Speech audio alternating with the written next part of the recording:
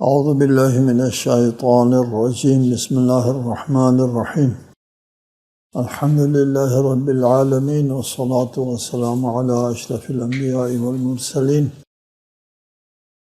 وآلہ الطیبین الطاہرین اعوذ باللہ من الشیطان الرجیم وامددناہم بفاکہۃ ولحم مما یشتہون یتنازعون فیہا کأسا لا لغو فیہا ولا تأثیم وَيَطُوفُ عَلَيْهِمْ غِلْمَانٌ لَهُمْ كَأَنَّهُمْ لُؤْلُؤٌ مَّكْنُونٌ۔ سورہ طور آیت 22۔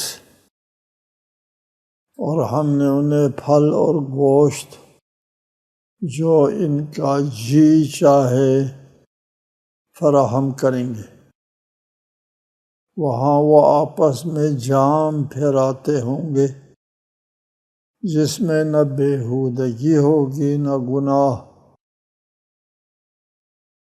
اور ان کے گرد نوعمر خدمت گزار لڑکے ان کے لیے چل پھر رہے ہوں گے، گویا وہ چھپائے ہوئے موتی ہوں۔ اہل جنت کی نعمتوں کا ذکر ہے۔ وَأَمْدَدْنَا ہم فراہم کریں گے،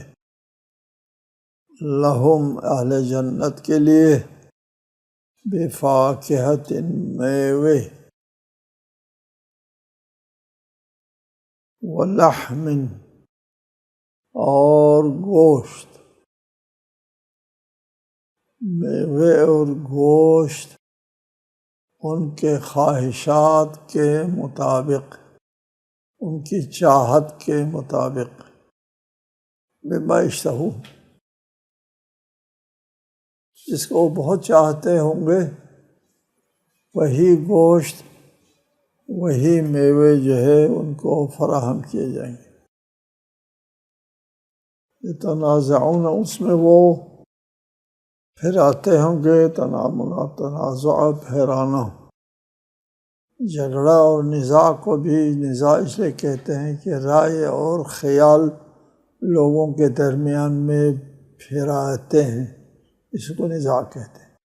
یتنازعون فیہا کأسا، اس میں یہ جام پھراتے ہوں گے، نزاع پھرانے کہتے ہیں، اختلاف آنے جانے کو کہتے ہیں، اختلاف رائے کا آنا جانا، اور لوگوں کا آنا جانا، مہمانوں کا آنا جانا، فرشتوں کا آنا جانا، اور مختلف الملائکہ، فرشتوں کے آنے جانے کی جگہ ائمہ ہدیٰ کے خاندان رسالت کے لیے یہ لفظ استعمال کرتے ہیں ہم، فرشتوں کے مختلف ہیں۔ اسی طرح ہے تنازع جو ہے وہ پھرانے کو کہتے ہیں، رائے پھراتے ہیں تو اس کو جھگڑے کا ہوتا ہے، اور جام پھیراتے ہیں تو پھر وہ نعمت اور انسان کے لیے آسائش کی علامت ہوتی ہے۔ جیسا کہ میں نے عرض کیا کہ اختلاف جو ہے وہ آنے جانے کو کہتے ہیں، اور یہیں سے اختلاف امتی رحمہ، میری امت کا اختلاف رحمت ہے۔ لوگوں نے اس کو اختلاف رائے پہ لے لیا ہے، یہ بہت بڑی غلطی ہے۔ اختلاف امت کے رائے میں اختلاف رحمت ہے۔ سب سے بڑا عذاب جو ہے وہ تفرقہ اور فرقہ بندی اور ایک دوسرے کی تکفیر اور وغیرہ وغیرہ، جو ایک قسم کا عذاب ہے دنیا میں بھی آخرت میں بھی، وہ رحمت ہے۔ اختلاف امت رحمہ، میری امت کا آنا جانا رحمت ہے، آمد و رفت رحمت ہے۔ چنانچہ مسلمانوں کے آمد و رفت سے دنیا کو تہذیب ملی، دنیا کو تعلیم ملی۔ بہرحال یہ ایک الگ موضوع ہے۔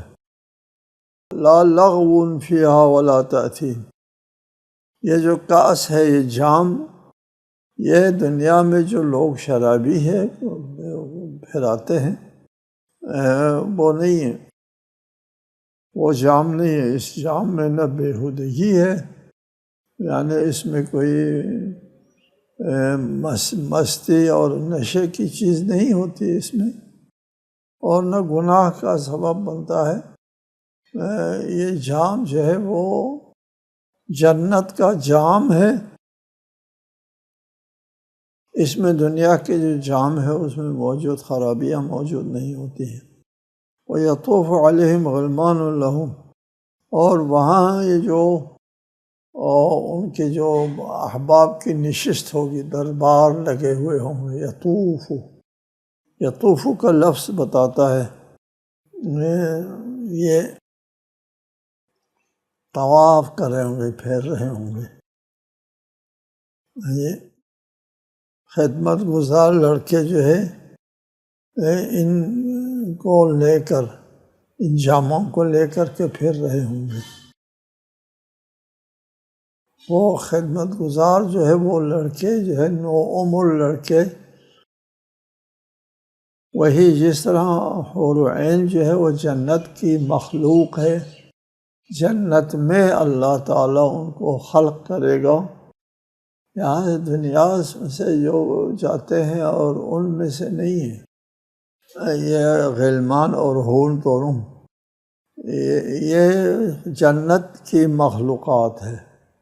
جنت ہی میں اللہ تعالیٰ نے اہل جنت کے لیے خلق کیا ہے حور اور غلمان دونوں کو۔ یہ نوعمر لڑکوں کی شکل میں خدمت گزار ہوں گے۔ وَأَقْبَلَ بَعْضُهُمْ عَلَى بَعْضٍ يَتَسَاءَلُونَ قَالُوا إِنَّا كُنَّا قَبْلُ فِي أَهْلِنَا مُشْفِقِينَ فَمَنَّ اللَّهُ عَلَيْنَا وَوَقَانَا عَذَابَ السَّمُومِ إِنَّا كُنَّا مِن قَبْلُ نَدْعُوهُ إِنَّهُ هُوَ الْبَرُّ الرَّحِيمُ۔ اہل جنت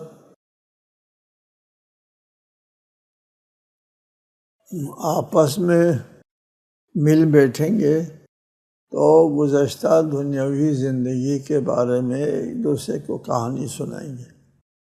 دنیا میں ہم کیا کرتے تھے کہتے ہیں، اور یہ لوگ آپس میں ایک دوسرے کی طرف متوجہ ہو کر سوال کریں گے، کہیں گے پہلے ہم اپنے گھر والوں کے درمیان ڈرتے رہتے تھے، دنیاوی زندگی میں ڈرتے رہتے تھے، بس اللہ نے ہم پر احسان کیا اور ہمیں جھلسا دینے والی ہواؤں کے عذاب سے بچا لیا۔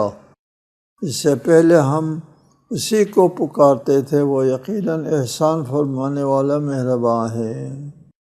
وَأَقْبَلَ بَعْضُهُمْ عَلَى بَعْضٍ، یہ لوگ آپس میں ایک دوسرے کی طرف متوجہ ہو کر سوال کرتے تھے، کہیں گے پہلے ہم اپنے گھر والوں کے درمیان ڈرتے رہتے تھے۔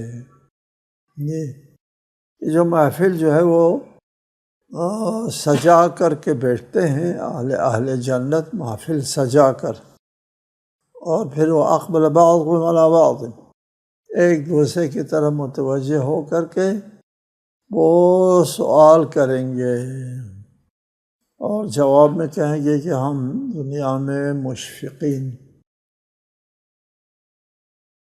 خوف میں ہوتے تھے، خائف ہوتے تھے۔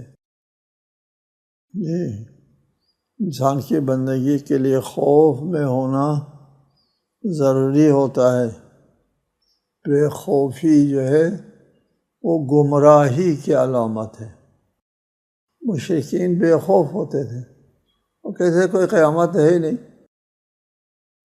اور یہی دنیا ہے، اور پھر مر جائیں گے، ہم نابود ہو جائیں گے، کیا غم ہے۔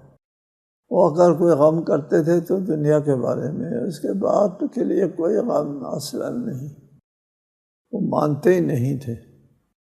اگر یہ کلمہ گو اپنے آپ کو یقیناً جنتی سمجھنا شروع کر دیں، ہم نے تو جانا ہی جنت میں ہے، ہمیں کیا فکر ہے،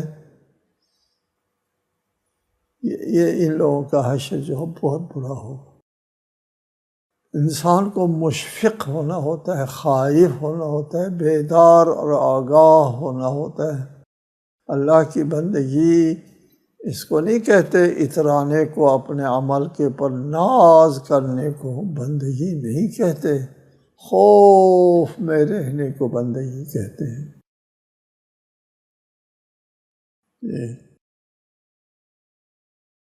ائمہ جو اللہ تعالیٰ کے اوپر ایمان کے اعلیٰ مراتب پر فائز تھے،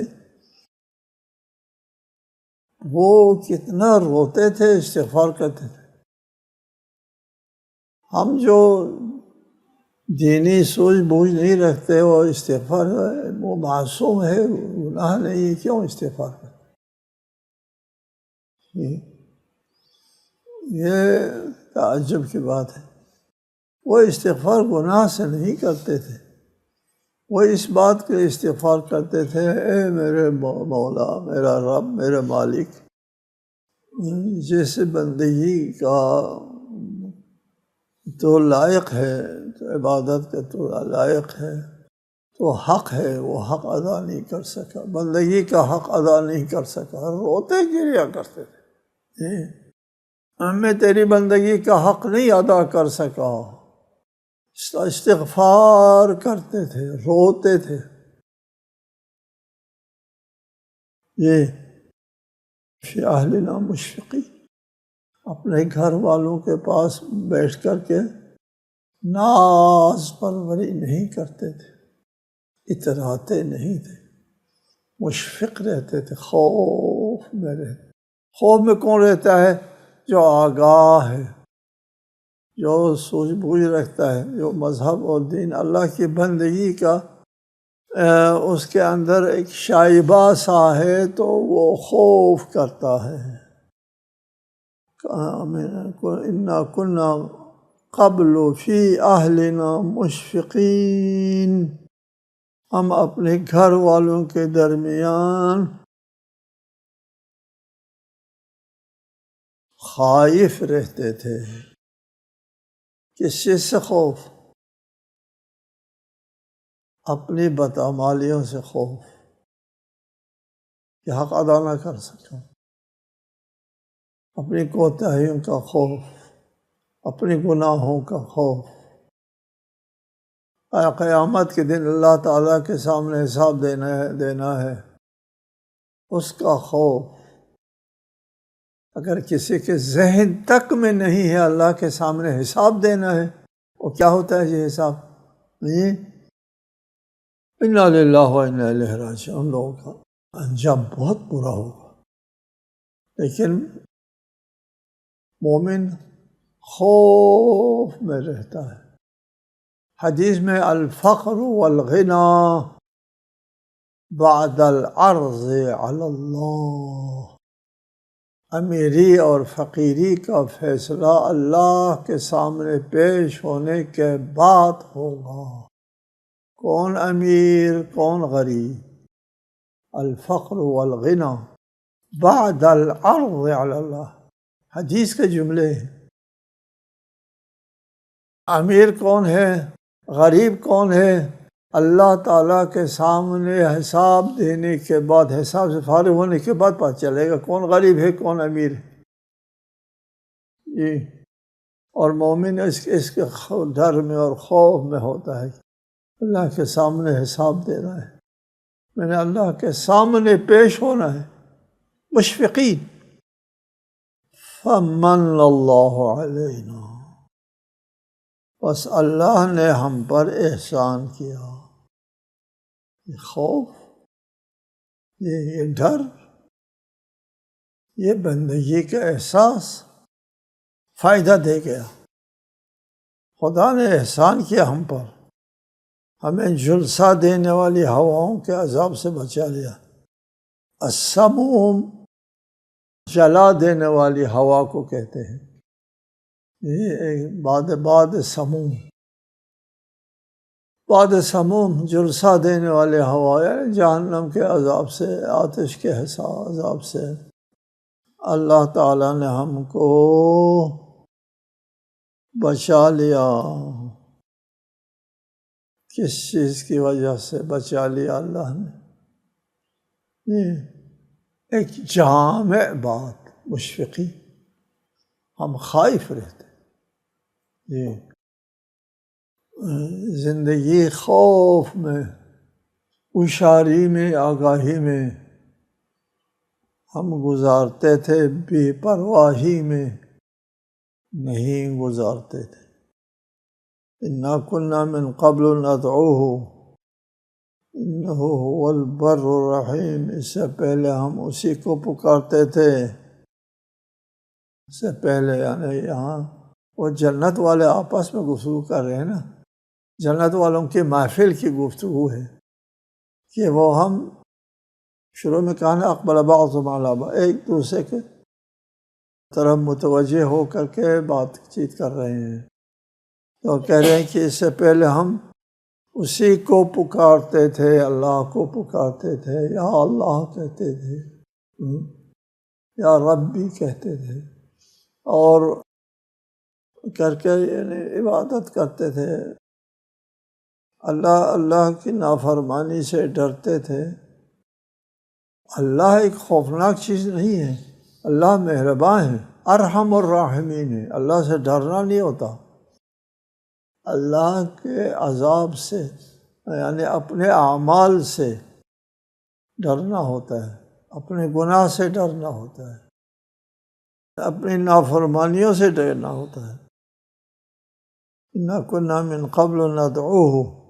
یہ کہتے ہیں کہ ابھی اللہ نے ہم پر احسان اس لیے فرمایا کہ ہم پہلے اللہ ہی کو پکارتے تھے. اِنَّهُ هُوَ الْبَرُّ الرَّحِيمُ. اور احسان فرمانے والا مہربان ہے. چنانچہ اس نے احسان فرمایا، اس نے مہربانی فرمائی اور ہم کو جنت کی نعمتوں میں داخل فرمایا. هو البر الرحیم. اللہ تعالیٰ بڑا احسان کرنے والا، احسان کرنے والا رحیم ہے. یہ آپ کے ایک چھوٹے سے عمل کا بہت بڑا ثواب دیتا ہے. دنیا میں ایک سیکنڈ کے لیے اللہ اکبر کہہ دیا، ادھر برسوں ہزاروں برسوں کی زندگی دے دی. چھوٹے سے عمل میں بڑا ثواب دے دیا. فذکر فما انت بنعمت ربک بکاہن ولا مجنون. لہٰذا آپ نصیحت کرتے جائیں کہ آپ اپنے رب کے فضل سے نہ کاہن ہیں نہ مجنون. کاہن کہتے ہیں ایسے لوگوں کو، ایک معروف و مشہور پیشہ تھا اسی زمانے میں. ابھی آج کل بھی ادھر ادھر ہوتے ہیں کاہن، کہانت. وہ آنے والی باتیں بتاتے ہیں، پیش گوئیاں کرتے ہیں، اور ان کا کوئی وضع قطع مختلف ہوتا ہے.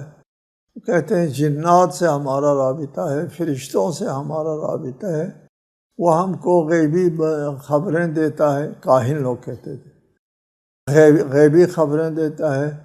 اور ضعیف الاعتقاد لوگ جو ہے وہ کم فہم لوگ اسی کے اوپر ایمان رکھتے تھے، ان کے گرد جمع ہوتے تھے، ان سے پوچھتے تھے میرا کیا بنے گا کیا بنے گا. اور وہ کاہن جو ہے اپنی کہانت میں پیش گوئیاں کرتا تھا. یہاں پر رسالۃ مآب صلی اللہ علیہ وآلہ وسلم سے خطاب ہے براہ راست. فذکر، اے رسول آپ نصیحت کرتے جائیں. فما انت بنعمت ربک، آپ اپنے رب کی مہربانی سے، نعمت سے نہ کاہن ہیں نہ مجنون. کیونکہ کہانت کی ایک خاص علامت ہوتی ہے، ایک خاص وضع قطع ہوتا ہے. کہانت کہاں اور آپ کہاں، کوئی تعلق آپس میں کوئی قدر مشترک نہیں ہے. کچھ لوگ کاہن کہتے تھے، کچھ لوگ مجنون کہتے تھے، اور کچھ لوگ شاعر کہتے تھے. مختلف الفاظ سے آپ کو کرتے تھے، خطاب کرتے تھے. یہ مختلف باتیں کرنا دلیل ہے کہ ان میں سے ایک رسالۃ مآب کے اندر موجود نہیں ہے۔ کوئی ایک عیب ہوتا تو اسی عیب کو اٹھا کر سب اسی ایک کو اٹھاتے۔ اللہ تعالیٰ نے فرمایا اس لیے کہ آپ کاہن نہیں ہیں، مجنون بھی نہیں ہیں۔ کاہن نہ ہونے اور مجنون نہ ہونے پر دلیل قائم کرنے کی ضرورت نہیں، خود آپ کا وجود دلیل ہے، آپ کا کہانت سے اور جنون سے دور کا واسطہ نہیں۔ کہاں مجنون دیوانے اور کہاں کاہن اور کہاں رسالت مآب۔ آپ کا وجود، آپ کا رہن سہن، آپ کے فرامین، آپ کی سیرت، ان تمام الزامات کی نفی۔ ہم یقولون شاعر، کہ ادھر کاہن کہہ دیا، مجنون کہہ دیا، ابھی شاعر کہتے ہیں۔ ہم یقولون شاعر نتربص به ریب المنون قل تربصوا فإنی معکم من المتربصین۔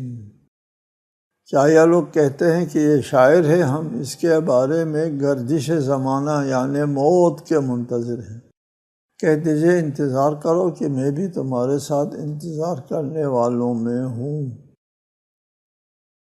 ریب المنون گردش زمانے کو کہتے ہیں، اس سے مراد اشارہ موت کی طرف ہے۔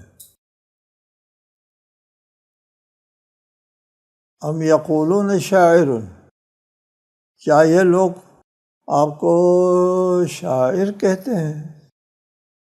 روایت میں ہے کہ قریش کے لوگ دارالندوہ ایک مکان تھا، اس کو دارالندوہ کہتے تھے۔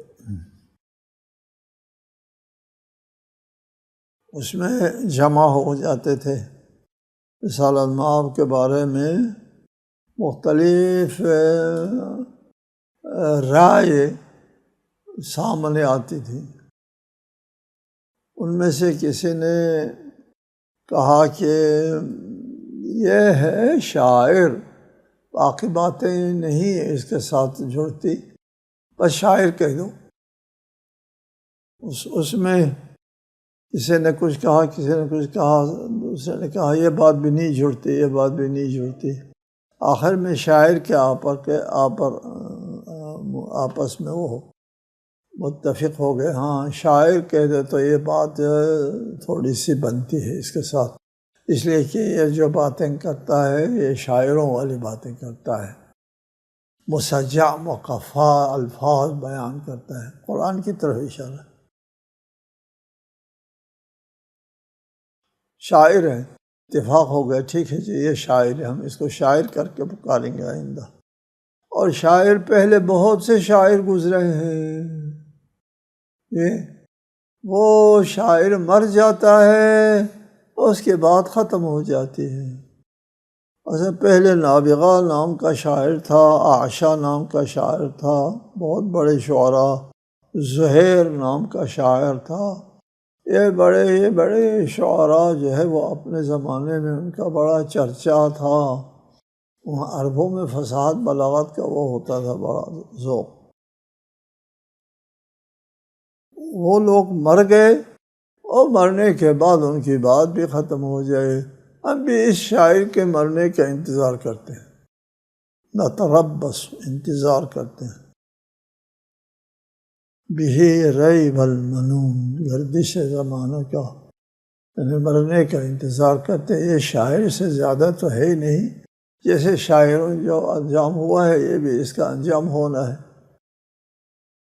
قل تربصوا، فرمایا اپنے گمان کے مطابق ٹھیک ہے پھر انتظار کرو۔ اگر یہ شاعر ہے اس کے ختم ہونے پر اس کی بات بھی ختم ہو جائے گی، اس کی مشن بھی ختم ہو جائے گی۔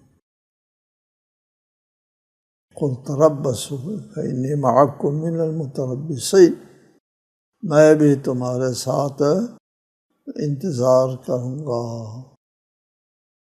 انتظار کرنے کے بعد وقت بتائے گا کہ بات تمہاری سازشوں کی بات صحیح ہے یا ہماری تحریک والی بات صحیح ہے، یہ وقت بتائے گا۔ ہم دونوں انتظار کرتے ہیں، تم بھی انتظار کرو، ہم بھی انتظار کرتے ہیں۔ جی، ام تعمرهم احلامهم بهذا ام هم قوم طاغون، کیا ان کی عقلیں انہیں ایسا کرنے کو کہتی ہیں یا یہ سرکش لوگ ہیں؟ فرمایا پہلے انتظار کرو، اگر یہ شاعر ہے یہ اس کی تحریک ختم ہو جائے گی یا تحریک ختم نہیں ہوگی، ہم بھی انتظار کرتے ہیں، تم بھی انتظار کرو۔ پھر فرمایا کہ یہ بے عقلی، یہ نافہمی ایک شاعر اور ایک رسول میں تم لوگ تمیز نہیں کر سکتے، ہم تک کیا ان کی عقلیں ایسا کرنے کو کہتے ہیں۔ احلام حلم عقل کو کہتے ہیں۔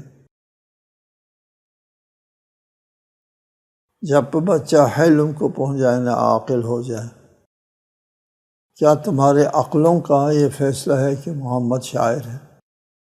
کیا تمہارے عقل و بینش کا یہ فیصلہ ہے کہ یہ شاعر ہے؟ شاعر کا جو انجام ہوا کرتا ہے وہ بھی محمد کا یہ انجام ہوگا۔ ام ہم قوم طاغون، اللہ تعالیٰ خود جواب دیتا ہے، ان کے پاس عقل ہے، خرد نہیں ہے، ان کو ہوش و حواس درست نہیں ہے، بلکہ یہ لوگ سرکش لوگ ہیں۔ سرکشی میں، عداوت میں یہ لوگ اندھے ہو جاتے ہیں۔ عداوت نے ان کو اندھا کیا ہے، بغض نے ان کو اندھا کیا ہے۔ ام یقولون تقولہ بل لا یؤمنون فلیأتوا بحدیث مثلہ ان کانوا صادقین، کیا یہ لوگ کہتے ہیں کہ قرآن کو اس شخص نے خود گھڑ لیا ہے؟ نہیں، بلکہ یہ ایمان نہیں لاتے، بس یہ سچے ہیں تو اس جیسا کلام بنا لائیں۔ ام یقولون تقولہ، کیا یہ لوگ کہتے ہیں کہ اس نے گھڑ دیا ہے؟ تقول گھڑنے کو، خود ساختہ کو کہتے ہیں، خود ساختہ۔ یہ قرآن مجید کوئی وحی نہیں ہے، کوئی کلام الہی نہیں ہے، یہ تقول ہے، خود ساختہ ہے، خود اس نے گھڑ لیا ہے۔ وہ یہی کہتے تھے، خود گھڑ لیا ہے، اس کا اپنا کلام ہے، کوئی وحی نازل نہیں ہوئی ہے۔ بل لا یؤمنون، اللہ ارشاد فرماتا ہے کہ اگر اس نے خود گھڑ لیا ہے، یہ بھی تو عرب ہے، اسی قوم میں، اسی ملت میں رہنے والا ہے، تم بھی اسی قوم میں، اسی ملت میں رہتے ہو، تم بھی اس قسم کا کوئی کلام بنا کے لے آؤ، پیش کرو۔ وہ لوگ اس قسم کا کلام نہیں پیش کر سکے، تو پھر یہ تقول ہے، تو تم بھی تقول کر کے بناؤ نا کچھ۔ فَلْيَأْتُوا بِحَدِيثٍ مِثْلِهِ، اس جیسی کوئی بات بنا کے لے آؤ، قرآن کا مقابلہ کرو۔ چنانچہ قرآن کا وہ مقابلہ نہیں کر سکے، اور یہ چیلنج، توجہ کی بات یہ ہے کہ قرآن کا یہ چیلنج زمانے رسول کے عربوں کے لیے بھی ہے اور آج کے کل کے عربوں کے لیے بھی ہے۔ آج بھی کافر ہے، مسیحی عرب ہے، ملحد عرب ہے، کافر عرب موجود ہیں، وہ بنا کے لائے نا اس قسم کا کوئی قرآن، کوئی آیت بنا کے لائے، نہیں پیش کر سکتے۔ ان کو شاعر کہتے ہیں، تقول اس نے اپنی طرف سے گھڑ لیا ہے، وہ نہیں پیش کر سکے آج تک۔ جب پیش نہیں کر سکے، یہ بھی ایک معجزہ ہے، معجزہ کا چیلنج ہوتا ہے۔ کسے کہتے ہیں معجزہ؟ اس کہتے ہیں جس کو عام انسان بچا نہ لا سکے، اس کو معجزہ کہتے ہیں۔ معجزہ بھی قانون فطرت کے خلاف نہیں ہوتا، اور معجزہ کے پیچھے بھی علل و عوامل ہوا کرتے ہیں، وہ علل عوامل قابل تسخیر نہیں ہر ایک کے لیے، صرف اللہ کے رسول کے لیے وہ عوامل جو ہے وہ علل قابل تسخیر ہے، اس لیے وہ معجزہ ہوتا ہے، دوسروں کے لیے قابل تسخیر نہیں ہے۔ لہٰذا یہ کلام، اس کو اگر کلام اللہ نہیں مانتے ہو تو خود بھی بنا کے لے آؤ کلام، اس جیسا کلام بنا کے لے آؤ۔ کوشش کی بہت سے لوگوں نے، اِنَّا أَعْطَيْنَاكَ الْجَوَاهِرَ کچھ بنا کے لایا تھا، اور کوئی ربط نہیں بنتا ہے کلام اللہ سے اور اس کا تعلق۔ زمانے رسول میں لوگوں نے بنا کے لایا تھا، اِنَّا أَعْطَيْنَاكَ الْكَوْثَرَ کے مقابلے میں اِنَّا أَعْطَيْنَاكَ الْجَوَاهِرَ فَصَلِّ لِرَبِّكَ وَجَاهِرْ إِنَّ شَانِئَكَ هُوَ الْكَافِرُ، یہ بنا کے لایا، مجھے کوئی بات جڑتی نہیں تھی۔ اس زمانے بھی لوگوں نے ہنسی اڑا دیا کہ یہ قرآن کہاں ہے، یہ تم نے جو بنایا ہے کہاں۔ ام خلقوا من غیر شیء ام هم الخالقون، کیا یہ لوگ بغیر کسی خالق کے پیدا ہوئے ہیں یا خود اپنے خالق ہیں؟ یہ لوگ اگر قیامت کو نہیں مانتے، خدا کو، رسول کو نہیں مانتے ہیں، تو پھر ان کو یہ بات پیش کرنا ہوگا کہ ان کا کوئی خالق نہیں ہے۔ اس آیت کی بغیر مزید تشریح آئندہ انشاءاللہ تعالی۔ السلام علیکم ورحمۃ اللہ۔